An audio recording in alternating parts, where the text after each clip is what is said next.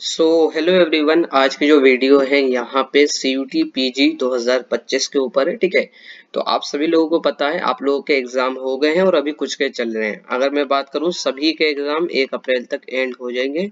I hope यहाँ पे 1 अप्रैल तक सभी के पेपर हो जाएं। ठीक है, तो फिलहाल 1 अप्रैल तक यहाँ पे जो डेट शीट के अकॉर्डिंग है कि 1 अप्रैल को आपका लास्ट एग्जाम होगा कुछ स्टूडेंट्स का, और कुछ के अभी एग्जाम हो चुके हैं। जिनके नहीं हुए वो 1 अप्रैल तक वेट करें, जिनके एग्जाम 1 अप्रैल को है। ठीक है, तो आप अपना जब आपका एग्जाम हो जाएगा फिलहाल, ठीक है, या जिनका हो गया है, तो अब उन्हें करना क्या है। ठीक है, तो सबसे पहली चीज देखो, आपको पता है रिजल्ट से पहले आती है आंसर की। तो आंसर की यहाँ पे मैं बात करूंगा कि आंसर की आती कब है, और यूनिवर्सिटी के काउंसलिंग जो होती है स्टार्ट वो कब होती है। ठीक है, वो सब मैं बात करूंगा, और एग्जाम के बाद बेसिकली हमें क्या करना है वही सारी बातें हैं। ठीक है, फिलहाल यहाँ पे अगर देखो CUT की जो लास्ट एग्जाम है वो 1 अप्रैल को होगी, सभी को पता है। बाकी अगर यहाँ पे कुछ आगे पीछे होता है तो वो बात अलग है, लेकिन 1 अप्रैल जो है बेसिकली इन्होंने डेट शीट के अकॉर्डिंग बोली है। ठीक है, तो ये ध्यान में रखना है। बाकी अगर मैं बात करूँ प्रोविजनल आंसर की आती है, प्रोविजनल आंसर की फाइनल आंसर की से पहले आती है। प्रोविजनल आंसर की में और फाइनल आंसर की में फर्क क्या है। प्रोविजनल आंसर की जो आती है उसमें ये होता है कि अगर आपको लगता है कि एनटीए ने कोई क्वेश्चन का आंसर गलत दिया है और आप उसमें सहमत हो कि भाई जो मैं आंसर देकर आया हूं या आई हूं वो आंसर ये होना चाहिए, लेकिन एनटीए ने जो है रिस्पॉन्स मतलब जो आंसर की है वो गलत दे दी है, तो यहाँ पे बेसिकली आप उसे क्वेश्चन को चैलेंज कर सकते हो। चैलेंज की फीस होती है, उस क्वेश्चन को पर्टिकुलर चैलेंज कर सकते हो। और जैसे ही आप चैलेंज करते हो, अगर आपने प्रूफ वगैरह सारे सबमिट कर दिए और एनटीए को लगता है कि हाँ ये जो क्वेश्चन है हम लोगों ने इसका आंसर गलत लगा दिया, तो अब हम यहाँ पे दोबारा से ये वेरीफाई करते हैं। वेरीफाई करने के बाद आपका जो भी इस करेक्ट आंसर होगा वो आपकी फाइनल आंसर की में बता देते हैं। अच्छा, यहाँ पे प्रोविजनल आंसर की के साथ आपकी रिस्पॉन्स शीट भी आती है। रिस्पॉन्स बेसिकली वो शीट होती है जो जो भी आप कर आए हो एग्जाम के अंदर, कि आपने कौन कौन से क्वेश्चन के अंदर कौन कौन सी ए लगाया है, बी लगाया है, कौन कौन से ऑप्शन आपने ऑप्ट करे हैं। ठीक है, तो वो सारी चीजें आपकी रिस्पॉन्स शीट में होती है, यानी आपने क्या रिस्पॉन्स देकर आए हो, तो वो सारी चीजें आपकी प्रोविजनल आंसर की के साथ आती है। तो प्रोविजनल हो गया और यहाँ पे बेसिकली रिस्पॉन्स हो गया। ठीक है, अब यहाँ पे प्रोविजनल आंसर की को आप अपनी रिस्पॉन्स शीट से मतलब क्या नाम है मैच करते हो, और आपको अंदाजा हो जाता है कि आपका अप्रोक्सीमेटली कितने नंबर आ सकते हैं। ठीक है, कुछ आगे पीछे भी हो जाता है, क्योंकि मैंने कहा कि अगर कोई कई स्टूडेंट्स ऐसे होते हैं जो चैलेंज कर देते हैं क्वेश्चन को। क्यों? क्योंकि हो सकता है वो क्वेश्चन एनटी ने गलत दे दिया हो। ठीक है, उसका आंसर मतलब गलत दे दिया हो, तो फिर वो क्वेश्चन चैलेंज होता है। तो ये आपको ध्यान में रखना है। और इसी के साथ एक चीज और है कि अगर कोई क्वेश्चन ही गलत है, एनटी की तरफ से ही गलत है, तब यहाँ पे आपको 4 नंबर एक्स्ट्रा दिए जाते हैं, या फिर जो भी आपका नंबर होता है 4 या 4 नंबर का जो भी है। ठीक है, तो आपको जो एक क्वेश्चन 4 या 5 नंबर का होगा वो आपको एक एक्स्ट्रा नंबर मिल जाएगा उसमें। ठीक है, एक क्वेश्चन का अगर वो क्वेश्चन गलत होगा, लेकिन वो क्वेश्चन एनटी की तरफ से अगर गलत होगा, तो ये आपको ध्यान में रखना है। तो ये सारी चीजें होती है प्रोविजनल आंसर की एक्सपेक्टेड डेट अगर मैं बात करूं, देखो वैसे तो लास्ट ईयर के अकॉर्डिंग ही मैं बात करूंगा, 2023 में भी कैसे हुआ था 2024 के अकॉर्डिंग, तो आंसर की जो है प्रोविजनल आंसर की वो 7 से 8 दिन के अंदर आ जाती है। ठीक है, लेकिन फिर भी यहाँ पे मैं 8 से 10 अप्रैल मान के चल रहा हूँ कि हो सकता है प्रोविजनल आंसर की इस डेट के अकॉर्डिंग आ जाए, या इससे पहले भी आ सकती है, लेकिन 8 से 10 के बीच में मेरे अकॉर्डिंग तो आ जानी चाहिए। ठीक है, जितना मेरा एक्सपीरियंस कहता है। ठीक है, हर साल ऐसे ही आती है प्रोविजनल आंसर की। पहले 2023 में आई थिंक जल्दी आ गई थी, लास्ट ईयर थोड़ी लेट आई थी। ठीक है, लेकिन हो सकता है 8 से 10 अप्रैल के बीच में आ जाए। मैंने बता दिया प्रोविजनल आंसर की में क्या होता है कि आप लोग अपनी रिस्पॉन्स शीट से मैच करते हो और आपको पता चल जाता है कि आपके कितने नंबर आ रहे हैं।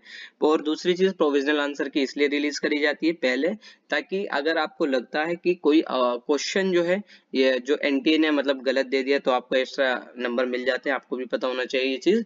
और अगर कोई क्वेश्चन का आंसर आपको लगता है कि आपका आंसर सही है और एनटीए का आंसर गलत है, एनटीए ने कहा कि राइट आंसर ए है, ठीक है, और आपने टिक करा था बी, और आप एकदम से सहमत हो कि भाई राइट आंसर बी ही होना चाहिए। ठीक है, तब यहाँ पे आप लोग क्वेश्चन को चैलेंज करते हो। तो ये सारी चीजें होती हैं प्रोविजनल आंसर की के अंदर। और इसके बाद क्या होता है, इसके बाद जब आपकी आंसर की for an example provisional answer की मैं मान लेता हूँ 8 तारीख को ओपन होगी, तो ये 8 से लेके 11 के 20 तक, ये 8 से लेके 10 तक चलती है, 2 से 3 दिन चलती है। और क्योंकि चैलेंज भी करना होता है ना क्वेश्चन को, तो स्टूडेंट्स को देखना पड़ता है कि कौन सा क्वेश्चन कौन सा है क्या है, ठीक है। तो चैलेंज करने के लिए इतना टाइम हमें दिया जाता है, 1-2 दिन का तो टाइम दिया जाता है, ठीक है। फिर इसके बाद यहाँ पे जब 8 से 11 होगा तो इसके बाद फाइनल आंसर की आपकी आ जाती है, वो मान लो आपकी अगर इसी डेट के अकॉर्डिंग रहा तो वो भी 14 तक आ जाएगी, ठीक है। फाइनल आंसर की में ज्यादा टाइम नहीं लगता है, ठीक है। तो फाइनल आंसर की जब भी होती है, प्रोविजनल आंसर की जब भी आती है, जब प्रोविजनल आंसर की क्लोज हो जाती है, चैलेंज की जो डेट है वो लास्ट डेट क्लोज हो जाती है, एंड हो जाती है, देन उसके बाद यहाँ पे 2 से 3 दिन का और टाइम लगता है और फाइनल आंसर की आ जाती है। और फिर फाइनल आंसर की के बाद रिजल्ट जो है कभी भी आ सकता है, कभी कभी मतलब ऐसा है कि नेक्स्ट डे भी आ सकता है, 1 से 2 दिन बाद भी आ सकता है, ठीक है। तो यहाँ पे ये सारी चीजें है, लेकिन मैं रिजल्ट की एक्सपेक्टेड डेट मान के चल रहा हूँ 15 से लेके 20 अप्रैल तक कभी भी रिजल्ट जो है सीयूटी पीजी का अनाउंस हो सकता है, ठीक है। तो आप लोग ये मान सकते हो रिजल्ट आपका कब तक आ सकता है, 15 अप्रैल से लेके 20 अप्रैल तक, ठीक है। तो ये चीजें रहेंगी।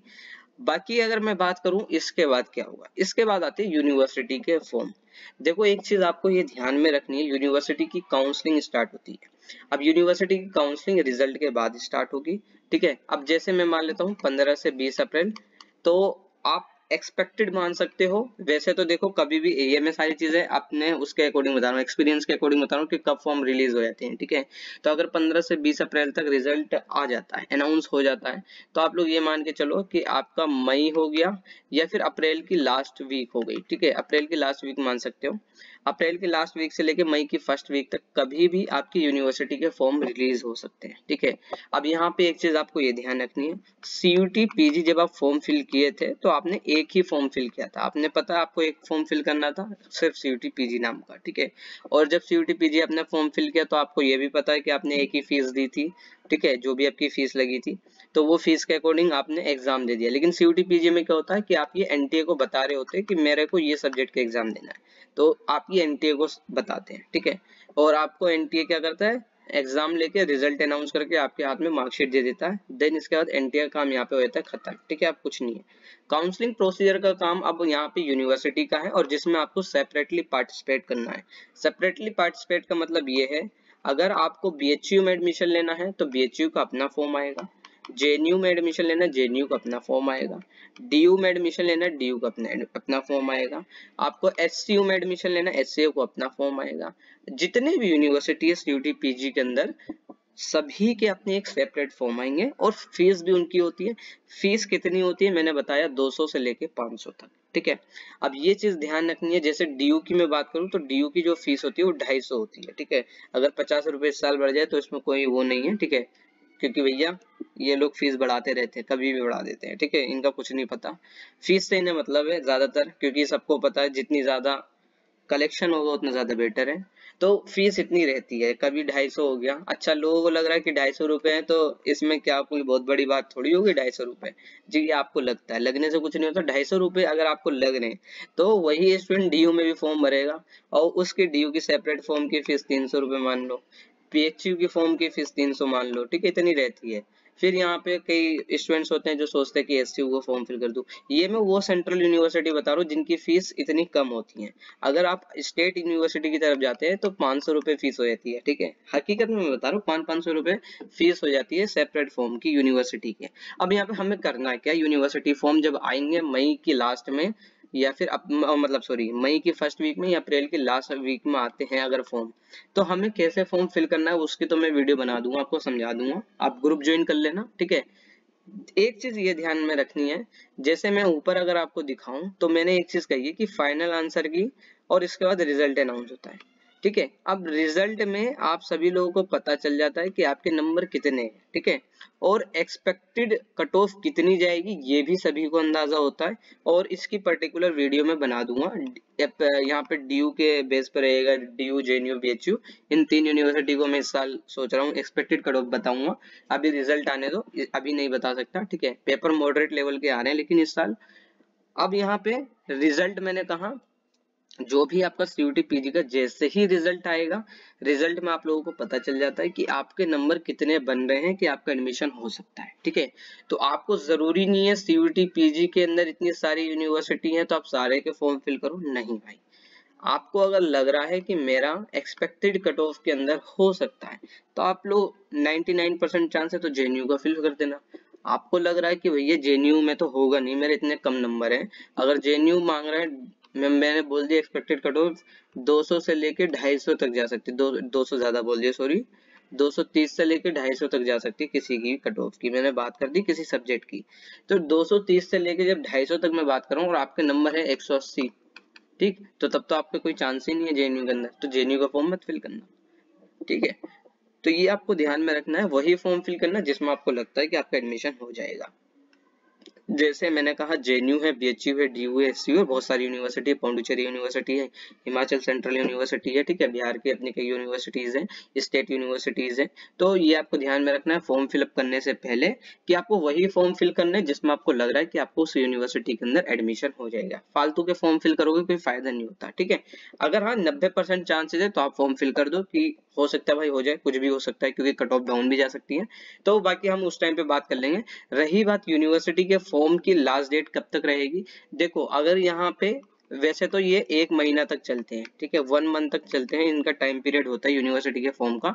डीयू, बीएचयू, जेएनयू सभी के मैं बात करूँ, सभी यूनिवर्सिटी के जो फॉर्म है वो 1 महीने तक ओपन रहते हैं। अगर ये मैं मान लेता हूँ मई की फर्स्ट वीक में आ गया तो मई की लास्ट तक चलेगा या पूरे पूरे मंथ मई तक चलेगा। ठीक है, ऐसा ही होता है, पूरे मई तक चलेगा आपका। और फिर जब आपके यूनिवर्सिटी के फॉर्म आ जाएंगे तो यूनिवर्सिटी के फॉर्म में बेसिकली क्या डिटेल्स होती हैं आपकी, यहाँ पे यूनिवर्सिटी के फॉर्म में आपकी एकेडमिक डिटेल्स होती हैं। एकेडमिक का मतलब ये है कि आपने एग्जाम यहाँ पे क्लियर कर लिया और कुछ आपसे अंडरटेकिंग वगैरह फिल करवाते हैं लोग। अंडरटेकिंग का मतलब ये होता है कि अगर आपका रिजल्ट नहीं आया होता तब यहाँ पे एक अंडरटेकिंग आपसे सबमिट करवाई जाती है। यानी अब यहाँ पे बेसिकली अब आपको यूनिवर्सिटी के अंदर काउंसलिंग करवानी है तो यूनिवर्सिटी की चीज आपको बतानी पड़ेगी। ठीक है, तो यही सारी चीजें होती हैं, आई होप आपको समझ में आ गया होगा।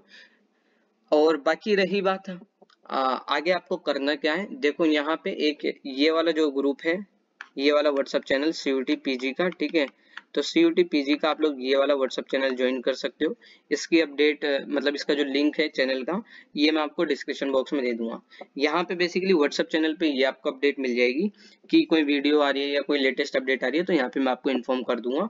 तो व्हाट्सएप चैनल ज्वाइन कर सकते हो। बाकी सीयूटी पीजी का अपना टेलीग्राम चैनल भी मैंने सेपरेट बना रखा है, तो आप ज्वाइन कर सकते हो। क्योंकि इस चैनल पे बेसिकली क्या है, इस चैनल पे यूजी की भी वीडियो आती है और पीजी की भी वीडियो आती है, तो हो सकता है आप थोड़ा सा कंफ्यूज हो जाओ।